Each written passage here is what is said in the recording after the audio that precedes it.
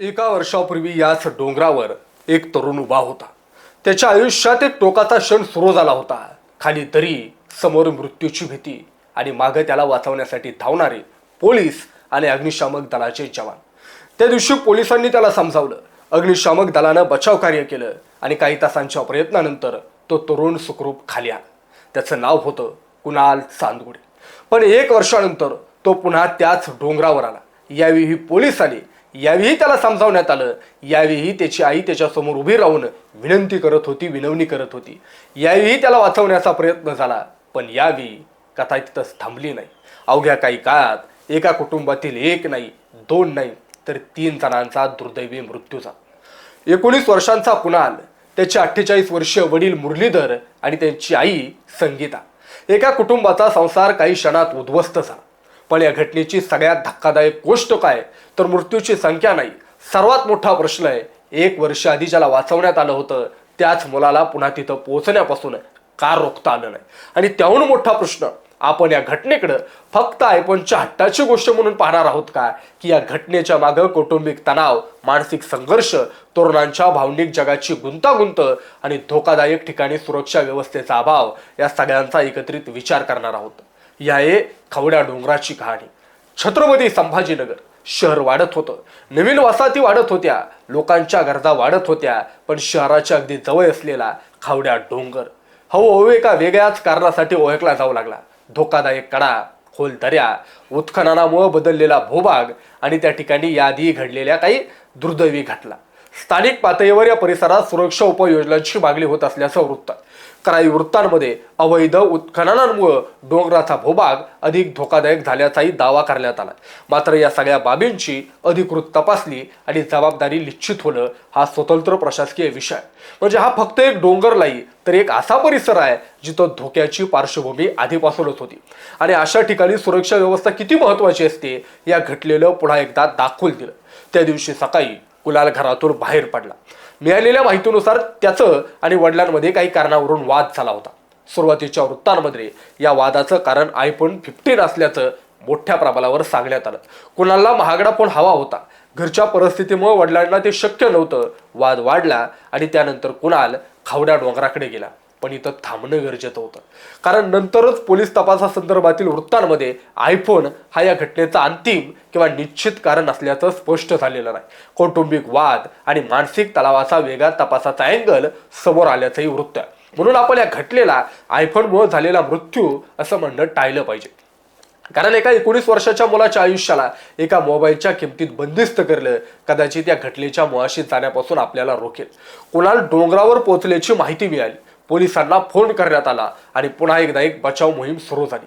Dial 112चे कर्मचारी घटनास्थळी पोहोचले. अग्निशामक दलाला बोलवण्यात आलं. स्थानिक नागरिकही जमा झाले. सगळ्यांचा एकच प्रयत्न होता, कुणालला परत आणायचं. मिळालेल्या माहितीनुसार अग्निशामक दलानं सुरक्षिततेसाठी बचाव जाळी लावण्याचा प्रयत्न केला, पण परिस्थिती अत्यंत कठीण होती. कुणाल सतत आपली जागा बदलत असल्याचं पोलिसांच्या माहितीतून समोर आलं. बचाव पथकाला त्याच्यापर्यंत पोहोचणं कठीण होत होतं. आणि मग या संपूर्ण घटनेतील सर्वात भावनिक दृश्य समोर आलं. कुणालची आई संगीता, ती आपल्या मुलाला समजावत होती. आई आपल्या मुलाला काय सांगू शकते, परत ते आपण सगळे ठीक करू, तुला जे हवं आपण ते बघू, पण तू असं करू नकोस. एका आईसाठी त्या क्षणी जगात दुसरं काहीही महत्वाचं नसतं, फक्त तिचं मूल. पण या घटनेत एक वेगळी माहिती समोर आली. कुणाल यापूर्वी याच डोंगरावर आला होता, वर्षभरापूर्वी. त्यावेळी परिस्थिती अशीच गंभीर झाली होती. चिकलठाणा पोलीस, MIDC वाऊज पोलीस आणि अग्निशामक दलाच्या प्रयत्नातून त्याला सुरक्षित खाली आणण्यात आलं होतं. या बचाव कार्यात सहभागी असलेले पोलीस कर्मचारी पुन्हा यावेळी घटनास्थळी असल्याचं वृत्तामध्ये, बातमीमध्ये समोर आलेलं आहे. हा तपशील संपूर्ण घटनेचा अर्थ बदलतो. कारण जर एखादी व्यक्ती एकदा अशा गंभीर मानसिक संकटातून गेली असेल तर फक्त त्या दिवशी तिला खाली आणलं पुरेसं होतं का, की त्यानंतरही तिच्या मानसिक स्थितीचा पाठपुरावा आवश्यक होता? कुटुंबाला मदत मिळाली का? समुपदेशन झालं का? तिला पुन्हा अशा संकटात जाण्याची शक्यता ओळखली गेली का? या प्रश्नांची उत्तरं सार्वजनिकरित्या स्पष्ट नाहीत. आणि म्हणूनच ही घटना केवळ त्या एका दिवसाची नाही, ही कदाचित मागच्या वर्षभराची कथा आहे. आपण अनेकदा मानसिक आरोग्याकडे कसं पाहतो? माणूस हसतोय म्हणजे तो ठीक आहे, तो कॉलेजला जातोय म्हणजे तो ठीक आहे, तो मोबाईल वापरतोय म्हणजे तो ठीक आहे, तो मित्रांशी बोलतोय म्हणजे तो ठीक आहे. पण माणसाच्या मनात काय चाललंय हे चेहऱ्यावर दिसतंच असं नाही. विशेषतः तरुणांमध्ये अपयशाची भीती, कुटुंबातील वाद, सामाजिक तुलना, भविष्याची चिंता, नातेसंबंध, आर्थिक दबाव आणि स्वतःला सिद्ध करण्याची धडपड या सगळ्याचा एकत्रित परिणाम होऊ शकतो. याचा अर्थ प्रत्येक कौटुंबिक वाद आत्महत्येच्या धोक्यात बदलतो असा अजिबात नाही, पण गंभीर मानसिक संकटाची चिन्ह दिसत असतात तर ती दुर्लक्षित करण्याची चूक करू नये. कुणालच्या बाबतीत वर्षभरापूर्वीच अशी घटना घडली होती. ही माहिती आज आपल्या समोर आहे आणि म्हणूनच हा प्रश्न अधिक तीव्र होतो. त्या पहिल्या घटनेनंतर पुढं काय झालं? कुणाल फक्त 19 वर्षाचा होता. तो अभ्यासात हुशार होता. 10वी मध्ये त्याला चांगले गुण मिळाले होते. त्याचं डॉक्टर होण्याचं स्वप्न असल्याची माहिती आहे. म्हणजे हा मुलगा फक्त एका घटनेतला तरुण नव्हता. त्याचं भविष्य होतं, त्याची स्वप्न होती, त्याचं कुटुंब होतं आणि त्या कुटुंबाच्या आशा त्याच्याशी जोडलेल्या होत्या. वडील मुरलीधर हे कष्ट करून कुटुंबाचा संसार चालवत होते. या कुटुंबात यापूर्वी मोठा कौटुंबिक आघात सहन केला होता आणि कुणाल हा त्यांच्या आयुष्यातील महत्त्वाचा आधार मानला होता. म्हणून या घटनेत केवळ एका मुलाचा अंत झाला नाही, एका आईवडिलांच्या भविष्यातील स्वप्नाचाही अंत झाला. आणि मग तो क्षण आला. वडील मुलाजवळ गेले, त्याला वाचवण्याचा प्रयत्न केला आणि वडिलांचा त्या क्षणी तोल गेला. ते मुलासोबत खाली पडले. हे दृश्य पाहून आईवर प्रचंड मानसिक आघात झाला. या घटनेनंतर तिलाही उडी मारून तिचाही मृत्यू झाला. या घटनेचा अचूक क्रमवार माहिती तपासातून उघडकीस येईल, पण मिळालेल्या माहितीनुसार काही मिनिटात एक कुटुंब संपतं. कुणाल, मुरलीधर, संगीता, 3 नावं, 3 आयुष्य, एक घर. आणि आता त्या घरात उरलं काय? काही कपडे, काही वस्तू, काही आठवणी आणि कुटुंबाचा लाडका कुत्रा शेरू. घरात आता तो एकटाच उरलाय. कधी कधी एखाद्या घटनेची भीषणता आकडे सांगत नाही, रिकामं झालेलं घर सांगतं. या घटनेकडे एका वेगळ्या प्रश्नातून आपण पाहणं गरजेचं आहे. ज्या सुरुवातीच्या बातम्या आल्या त्यामध्ये आयफोनचा मुद्दा सांगितला गेला, तर लोकांनी त्यावर विश्वास का ठेवला? कारण ही कथा सोपी होती. एक मुलगा, एक महागडा फोन, पालकांचा नकार आणि त्यानंतर टोकाचं पाऊल. कथा समजायला सोपी, पण मानवी बळ इतकं सोपं नसतं. एका महागड्या वस्तूचा हट्ट हा कधी कधी मूळ समस्या नसतो. ती फक्त वर दिसणारा भाग असू शकतो. त्याखाली खूप काय असू शकतं. राग, नात्यातील संघर्ष, स्वतःबद्दलची असुरक्षितता, कौटुंबिक तणाव, मानसिक त्रास किंवा इतर अनेक कारणं. म्हणून पोलीस तपासात नंतर वेगळा अँगल समोर येणं महत्त्वाचं आहे. आज सोशल मीडियाच्या काळात एखादी बातमी काही मिनिटात देशभर पोहोचते, पण त्याच वेगानं अर्धवट माहिती पसरते. आयफोनमुळे कुटुंब संपलं, पालकानं फोन दिला नाही म्हणून मुलांनी असं केलं, फक्त एका मोबाईलसाठी तिघांचा मृत्यू. अशा वाक्यांमधून क्लिक मिळू शकतात, व्ह्यू मिळू शकतात, पण सत्याचा शोध घेताना आपल्याला थांबावं लागतं, प्रश्न विचारावे लागतात आणि तपास पूर्ण होईपर्यंत निष्कर्ष टाळावा लागतो. या घटनेला हे स्पष्ट दिसतं. सुरुवातीच्या वृत्तामध्ये एक कथा, नंतर पोलीस तपासातून दुसरा अँगल आणि कुटुंबाच्या परिस्थितीबाबत नंतर आणखी माहिती. म्हणून ही व्हिडिओ आयफोन विरुद्ध कुटुंब नाही, ही आहे एका तरुणाच्या मानसिक संघर्षाची, एका कुटुंबाच्या तणावाची आणि वेळेत मिळू न शकलेल्या किंवा अपुऱ्या ठरलेल्या मदतीची कहाणी. आता खवड्या डोंगराकडे परत येऊया. एखादं ठिकाण वारंवार अशा घटनांसाठी वापरलं जात असेल तर प्रशासनाची जबाबदारी काय? फक्त घटना घडल्यानंतर पोलीस आणि अग्निशमक दल पाठवणं की घटना घडण्यापूर्वी प्रतिबंधात्मक उपाय करणं? मिळालेल्या माहितीनुसार या परिसरात सुरक्षा उपायांची मागणी झाल्याचं वृत्त आहे. डोंगरावर याआधी अनेकांनी टोकाचं पाऊल उचलल्याचा उल्लेख आहे. जर एखाद्या ठिकाणी वारंवार जीवितहानी होत असेल तर तिथं संरक्षक कठडे, जाया, प्रवेशावर नियंत्रण, चेतावणी फलक, प्रकाश योजना आणि इतर प्रतिबंधात्मक उपायांचा विचार का होऊ नये? ही केवळ प्रशासनाची जबाबदारी आहे का? तर नक्कीच नाही. स्थानिक समाजाची भूमिका आहे, माध्यमांची आहे आणि सगळ्यात महत्त्वाची आपली आहे. पण इथं आणखी एक गंभीर मुद्दा आहे, उत्खननाचा. मिळालेल्या माहितीनुसार खवड्या डोंगराच्या परिसरामध्ये अवैध उत्खननामुळे भूभाग अधिक धोकादायक झाल्याचा दावा करण्यात आला. या दाव्यांची स्वतंत्र अधिकृत कागदपत्रांवर आधारित अंतिम पुष्टी झाल्याशिवाय त्याचा निष्कर्ष म्हणून मांडणं योग्य ठरणार नाही. पण या निमित्तानं प्रश्न असा पडतो, डोंगराचा नैसर्गिक भूभाग बदलला असेल तर कडा अधिक धोकादायक झाली असतील तर, लोकांना तिथं जाण्यासाठी वाट तयार झाली असेल तर, आणि तिथं वारंवार घटना घडत असतील तर, मग त्या परिसराकडं फक्त घटना घडली म्हणून पाहायचं की ही घटना पुन्हा होऊ नये म्हणून कायमस्वरूपी उपाय करायचा? आता कुटुंबाकडे पुन्हा होऊया. काही वृत्तांमध्ये कुणालच्या आईच्या सोशल मीडिया आणि यूट्यूबवरील व्हिडिओंचा उल्लेख आहे. त्यातून कुटुंबातील ताणतणावाबाबत काही माहिती समोर आल्याचं सांगितलं जातं. पण इथंही पत्रकारितेची काळजी आवश्यक आहे. सोशल मीडिया पोस्ट म्हणजे न्यायालयीन पुरावा नाही. कुटुंबातील एखाद्या सदस्याने केलेला दावा म्हणजे संपूर्ण सत्य नाही. आणि मृत व्यक्तीविषयी निष्कर्ष काढताना जर आणखी सावधगिरी आवश्यक आहे. म्हणून कौटुंबिक वादाचा अँगल तपासात आहे इतकंच आपण म्हणू शकतो. अंतिम कारण काय होतं हे तपासातून स्पष्ट होईल. पण एक गोष्ट मात्र स्पष्ट आहे, कुणालच्या आयुष्यात काहीतरी गंभीर संघर्ष होता. कारण वर्षभरापूर्वी तो याच ठिकाणी आला होता. याचा अर्थ ही घटना अचानक शून्यातून निर्माण झालेली असण्याची शक्यता नक्कीच नाही. त्यामागे आधीपासूनच काहीतरी मानसिक किंवा कौटुंबिक पार्श्वभूमी असण्याची शक्यता तपासण्याची गरज आहे. आणि इथं पालकांसाठी एक मोठा धडा आहे. मुलगा रागावला तर मुलाचा राग असतो म्हणून सोडू नका. तो अचानक सगळ्यांपासून दूर जाऊ लागला तर लक्ष द्या.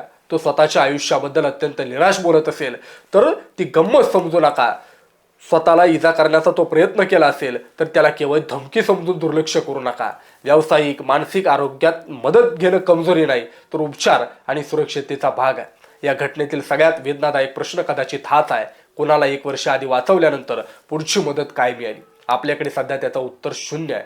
आणि म्हणूनच हा प्रश्न तपासणं आवश्यक आहे. पोलीस काय करू शकतात, ते संकटाच्या क्षणी जीव वाचवू शकतात. अग्निशामक दल काय करू शकतं, ते बचाव करू शकतं. पण एखाद्या व्यक्तीच्या मनातील संघर्षावर समुपदेशन, मानसोपचार, कुटुंबाचा आधार आणि दीर्घकालीन काळजी आवश्यक असते. एकदा संकट टळलं म्हणजे समस्या संपली असं अजिबात नसतं. कदाचित कुणाला त्या पहिल्या घटनेनंतर मदत मिळाली असेल, कदाचित काहीच मिळाली नसेल, कदाचित त्यानं स्वतःच काही परिस्थिती सांभाळली असेल, आपल्याला माहीत नाही. आणि म्हणून आपण याचा निष्कर्ष लावणार नाही. पण भविष्यासाठी एक गोष्ट नक्की सांगू शकतो, जी व्यक्ती एकदा गंभीर मानसिक संकटातून वाचते तिचं आयुष्य संकट संपल्यानंतरही लक्षात ठेवलं गरजेचं असतं. आणि आता या संपूर्ण घटनेचा सर्वात कठीण भाग आहे संगीता. तिनं आपल्याला मुलाला वाचवण्यासाठी शेवटपर्यंत प्रयत्न केला. वडील मुरलीधर तेही मुलाला वाचवण्यासाठी पुढे गेले. एका पालकाला त्या क्षणी काय वाटत असेल, माझं मूल वाचलं पाहिजे, फक्त एवढंच. त्यांनी स्वतःचा विचार त्यांना नसतो, जोखीम किती आहे याचा विचार नसतो, फक्त मूल दिसतं. आणि कदाचित याच पालकाच्या प्रेमानं वडील मुलाजवळ गेले. पण त्या प्रयत्नात त्यांचाही जीव गेला आणि आईनं जे पाहिलं ते तिच्यासाठी असह्य झालं. अवघ्या काही क्षणात मुलगा आणि नवरा दोघेही तिच्या डोळ्यासमोर गेले. त्यानंतर तिचाही मृत्यू झाला. ही घटना किती वेळा सांगितली तरी तिची वेदना शब्दांमध्ये मावणार नाही. आणि आता कल्पना करा, एक घर जिथं सकाळी 3 माणसं होती, संध्याकाळी 3ही नाहीत. एक मुलगा जो डॉक्टर होण्याचं स्वप्न पाहत होता, एक वडील जे कष्ट करून कुटुंब उभं करत होते, एक आई जी आपल्या मुलाला वाचवण्यासाठी शेवटपर्यंत विनंती करत होती. आणि आता 3 फोटो, 3 आठवणी आणि शेरू नावाचा एक कुत्रा जो कदाचित अजूनही आपल्या माणसांची वाट पाहत असेल. हीच एखाद्या दुर्घटनेची खरी किंमत आहे. तो बातमीतील आकडा नसतो, ती रिकाम्या घरात असते. पण या कथेतून आपण दोष कोणाला द्यायचा? मुलाला, पालकांना, मोबाईल कंपन्यांना, सोशल मीडियाला, प्रशासनाला, पोलिसांना, कुणालच्या कुटुंबाला? असं एकच उत्तर देणं धोकादायक आहे. कारण ही घटना अनेक स्तरांनी बनलेली असू शकते आणि तपास पूर्ण होण्यापूर्वी कोणालाही दोषी ठरवलं योग्य नाही. पण प्रश्न विचारणं आपलं काम आहे. मोठा प्रश्न आहे, तुर्लालच्या मानसिक आरोग्याबाबत आपण किती गंभीर आहोत. दुसरा प्रश्न, कौटुंबिक वाद वाढण्यापूर्वी त्यावर बोलतो का?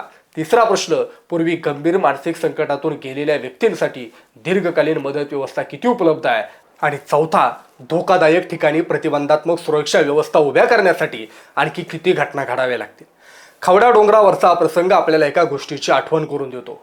कधी कधी आपण शेवटच्या क्षणात माणसाला वाचवण्यासाठी धावतो, पण खरी गरज असते शेवटचा क्षण येण्याआधी धावण्याची.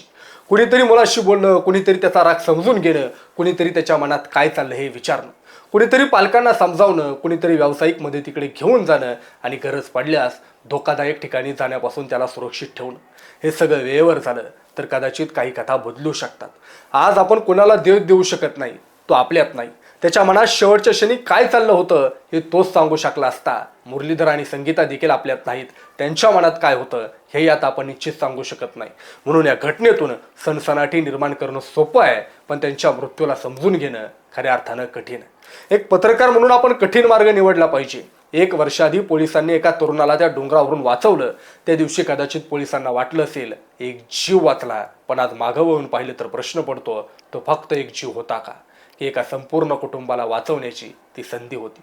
हा प्रश्न कोणावर आरोप करण्यासाठी नाही, तो आपल्या संपूर्ण व्यवस्थेला विचारण्यासाठी. संकटातून वाचलेल्या व्यक्तीचं पुढं काय याचं उत्तर आपल्याला शोधावंच लागेल. आणि म्हणून खवड्या डोंगराची कथा फक्त कोणालची नाही, ही आपल्या घरांची कथा. कारण प्रत्येक घरात कधी ना कधी वाद होतात, प्रत्येक घरात आर्थिक अडचणी येतात, प्रत्येक तरुणाला कधी ना कधी अपयश येतं, प्रत्येक पालकाला मुलाबद्दल चिंता असते. पण त्या क्षणी आपण संवाद निवडतो का की राग? आपण मदत मागतो का की लोक काय म्हणतील म्हणून शांत बसतो? आपण मानसिक आरोग्याबाबत मोकळेपणानं बोलतो का की थोडा राग आहे ठीक होईल म्हणून सोडून देतो? याच प्रश्नांची उत्तरं कदाचित पुढची दुर्घटना रोखू शकतात. आता शेवटचा प्रश्न. खावड्या डोंगरावर 3 जीव गेले. पोलीस आले, अग्निशामक दल आलं, बचाव कार्य झालं, बातम्या झाल्या, सोशल मीडियावर चर्चा झाली.